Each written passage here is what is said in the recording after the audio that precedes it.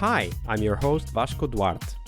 Welcome to the Scrum Master Toolbox podcast, where we share tips and tricks from Scrum Masters around the world. Every day, we bring you inspiring answers to important questions that all Scrum Masters face day after day.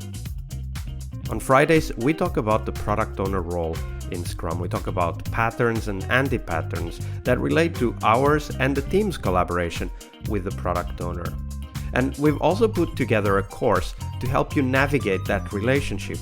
There's 18 modules, nearly 8 hours of tools, techniques, videos, handouts, presentations you can use to help you and your team work better with your product owner. The course is available at bit.ly/coach-your-PO. All lowercase, all one word, that's bit.ly/coach-your-PO.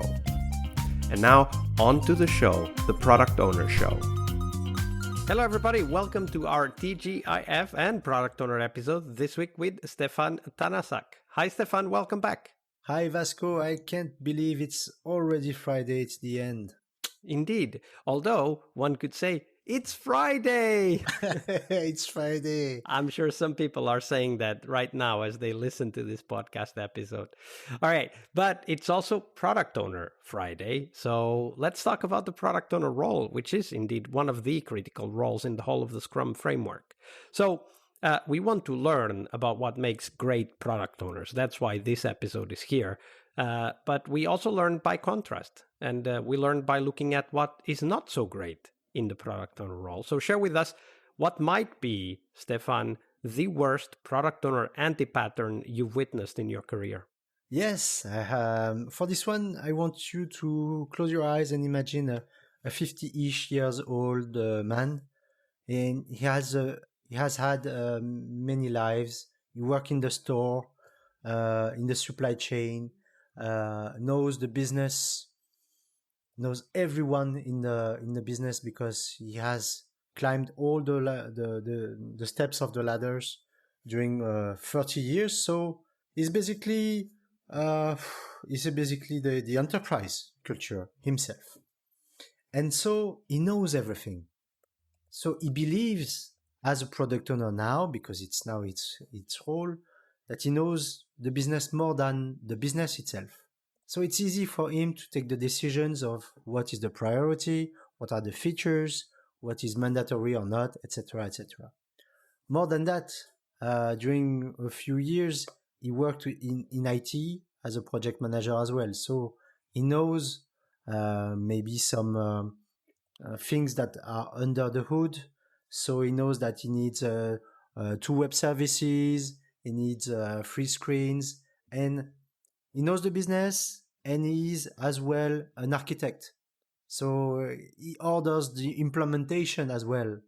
And sometimes, because he has some free time, he plays on Canva as well, the application. So he's a UX and UI designer as well. I'm not making this up. It's a real example. So he doesn't know that he's trying to make the job of everyone, and by this way not really doing it very well, because UX UI design is a specific field, DevOps is a specific field, and the business is a product ownership is a specific role as well. And so it's very hard for the people around him to make him understand that he's overstepping everywhere. That's the anti-pattern. Absolutely. And I'm sure that the team was probably puzzled, right? I can only imagine what it is to have a product owner that knows exactly what everyone should be doing in what order and when, and is not afraid to tell it. Well, yes, Vasco, you're right indeed, because in fact this man was I think he is still alive, but he was very gentle. In fact, he was very open and very kind with everyone, and he tried really to do the best of his job to help everyone and to satisfy the customer. So it was indeed very difficult to give the feedback, because he believed that he was doing the best thing for the company and the customer. And it took time as well, because you don't see immediately that he tries to do everything, but it takes time to see that in fact he doesn't consult the end customers, that he decides everything alone, and it takes time. Yeah, the hermit product owner, right, goes into a room and comes out with the perfect backlog. Yes, and he truly believes that he has the answer. That's very hard to work with as a product owner when you, as a team member, for example, you know there's a better approach. But at some point, maybe you even feel a little bit guilty of having a different opinion. I tried many things. I tried to pair him up with a younger product owner that had some experience in startups to change the point of views. But in fact, all the initiatives I did were only generating resistance, because he wasn't even aware of the problem. So what I tried to do is something else, is to overcharge him of some other task, so that in some way he would understand that he couldn't handle everything.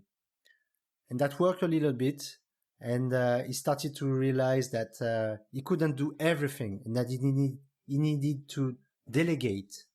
But in fact, when I didn't have the chance to coach him individually because he didn't ask to, it was maybe more not a problem, but an issue about trust with others, more than the posture of and the role and responsibilities of product owner. It was somehow someone that needed to be responsible of everything, and that he felt useful because he was responsible of everything, in fact. Yeah, absolutely. And when that responsibility, which can be such a positive aspect in the product owner role when it comes out in the form of ownership, can also be so destructive when it comes out in the form of seeking control. Yes, especially when you try to build self-organized teams.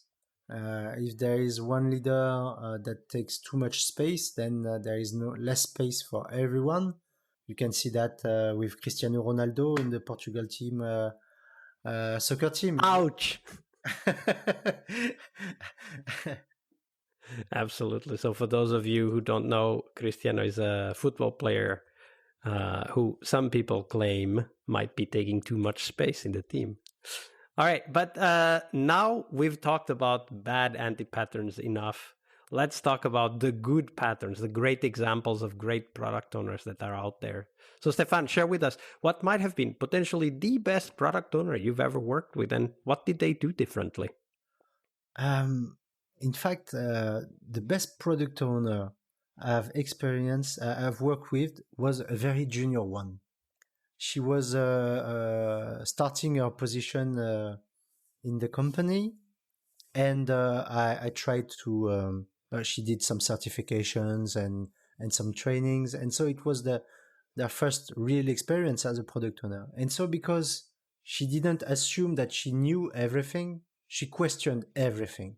When the business came about, oh, we need to have this in the feature for July in this, it's important, and she sincerely asked, why do you need it? Explain to me. I need to understand systematically. And because she didn't have the ego and maybe the knowledge or the satisfaction of the experience, she had to question everything, and that made her maybe the most efficient product owner I know, because she didn't rely only on herself. She had strong leadership as well, but she questioned everything and everyone. And only when she had the sensation that it was aligned with everyone and that the questions were all answered, she took the decision. But she didn't take the decision by herself, saying, okay, I understand the situation. She spent more time to understand the need, the feature, what was under the hood, etc., etc. Yeah, spending that time to understand is a very important aspect of the product owner role. But one that was implicit in your answer is also spending time making sure everybody understands, right? Because by modeling that, by asking those questions, she probably thought she was trying to understand, but she was helping everybody else understand the feature or the need for that particular feature. Yes, and it was done with genuine authenticity. And she could do that because in that organization there was trust and psychological safety, so that you could say, okay, I don't know the subject, I need to understand, try to explain to me. And the culture in this organization made that happen. Absolutely. And the other thing that comes to mind is also the fact that as the team starts to understand that this product owner doesn't necessarily know all the answers, they start to also take some space and be an active part of defining what the solution could look like, which is one of the key contributions of teams, right? To be innovative on the technical side, on the how things get done side. Yeah, sure. And I remember a discussion on the carpet, on the floor, in front of our board. I was acting as a Scrum Master at that time, and the senior developer started to explain to the product owner the why, the business why of the product. And that's when I understood that the team was really doing well, because it was the developers themselves that were talking about business content, business context, and business goals to the product owner herself. And so I knew that they were on the good path. Absolutely. A great example. It's funny because just 2 weeks ago, we had Karsten on the show, and he also talked about a great product owner who was also a woman and who was also just getting started. So that's Really? a coincidence that two people in such short time in the calendar time referred to a similar example. Thank you for sharing that, Stephane. It's been a pleasure to have you here this week. Unfortunately, we're getting close to the end, but before we do go, where can people find out more about you and the work that you're doing?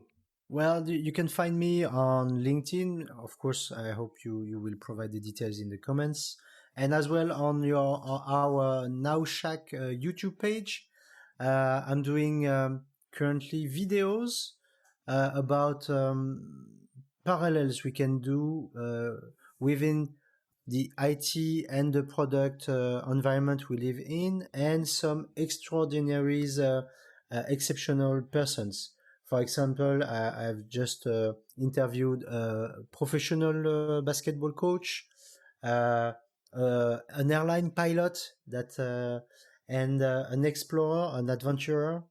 And all those people, they told us about tips and tricks with leadership, motivations in some groups that you can apply in the world of work as well. So please join the channel and subscribe. It makes a big difference. Absolutely. We'll definitely put the link in the show notes so that people can go and follow Now Shack on YouTube and hear these stories that Stephane just shared. Stephane, thank you very much for being with us. Thank you for your generosity with your time and your knowledge. Thank you so much, Vasco. Keep up the good work. I really enjoy your podcast. It's really great. You should subscribe and add some comments as well if you're listening to that. One more week of the Scrum Master Toolbox podcast is over, but there's a lot more we have to share. We have developed our own membership site where you find a community of active and engaged Scrum Masters. In this site, you get access to exclusive content and get to interact with us, your podcast hosts, as well as the best Scrum Masters in the world. Join us at scrummastertoolbox.com/podcast and keep this podcast free of advertising. See you next week for one more week full of Scrum Master tips and tricks. We really hope you liked our show. And if you did, why not rate this podcast on Stitcher or iTunes? Share this podcast and let other Scrum Masters know about this valuable resource for their work. Remember that sharing is caring.